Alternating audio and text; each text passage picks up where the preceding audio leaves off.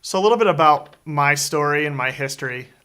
Grew up in a Christian family in New York, um, and did the typical church thing and church every Sunday, and the whole 9 yards. And I guess it never really sunk in to me, and I didn't really quite know why. Um, but you know, in my family life, we kind of had some rough patches. My sister passed away when I was pretty young, and probably as a result of that, my parents ended up splitting up and getting divorced. And I was pretty rough on me being young, and I ended up moving to Florida kind of to find myself, I guess. Um, and without friends or family or any kind of support, I went off and did my own thing, and didn't really pursue the church because it didn't quite connect with me at the time. And I ended up pursuing the traditional worldly things, I guess. Um, Looking for the American dream, and nice house and nice cars, and having a good job, and work hard to fulfill that myself. Went through some pretty rough patches, and whoever knows me a little closer knows, went through some pretty dark times that I don't really think I would able to pull myself out of. With God's incredible grace and blessings, He led me here to Denver, and led me to my incredible wife Miriam, and gifted us with our baby Matthew, and has put together this unbelievable family that, with his help and his guidance, that continues to be a work in progress and to grow and to strengthen. A massive turning point in my life was the decision and realization that God loves me no matter what, no matter how good I've been, how bad I've been, how dark I am, or what the situations I'm in. He loves me just as much as then as He does now. And that grace and that love is like a waterfall that just rushes over you, and it's just so exciting to see and to feel. And all you want to do is to give back, and to bless others, and to be a channel that He can use you through to, like I said, to better His kingdom. And it's amazing experience to be a part of, and to walk this amazing plan that He has with fellow believers and this family of Christ. My story is that I had two dads when I was little. I had a dad that raised me and loved me, and a biological dad who walked out on my mom and I right after I was born.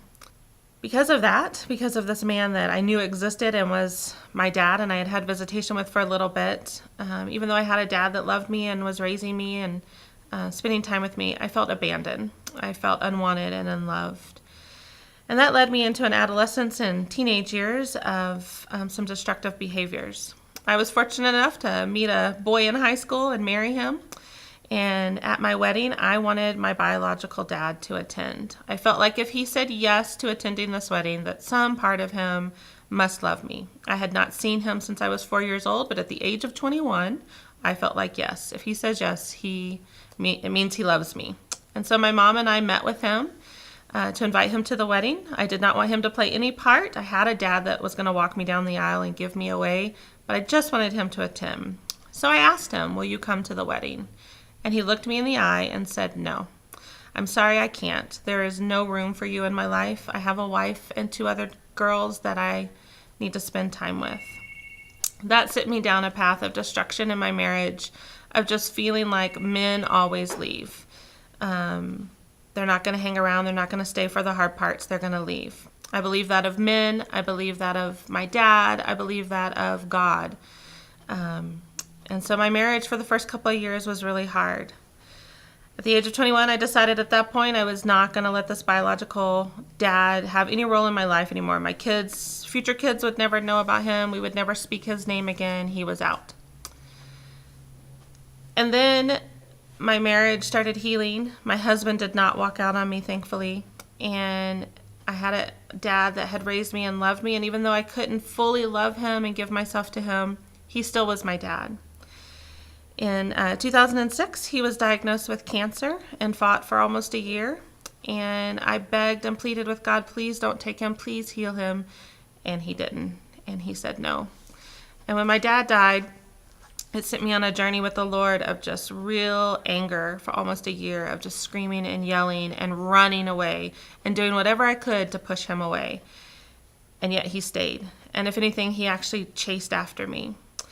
So I now knew that my husband, no matter how much I pushed to get him away, stayed, and that God stayed.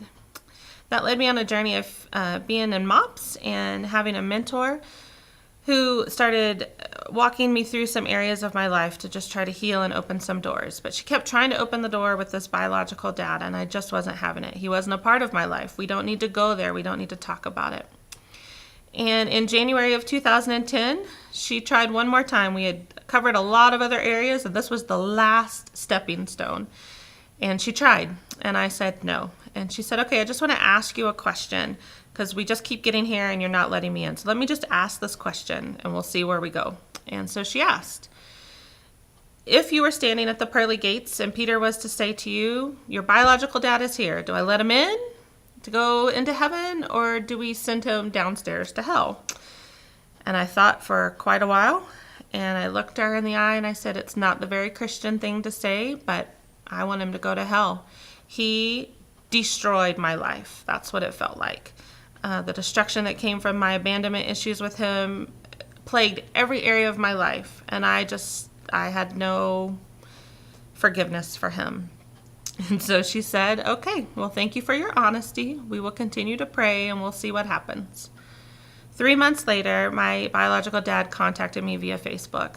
I did not know what to do and didn't really want to go there, but I was at a place where I'm like, let me find out from people if it's okay. And so I prayed about it and got counsel about it. My mom and my sister gave their blessing, and so I said, okay, I will talk to you. I will just say hello and see what's going on.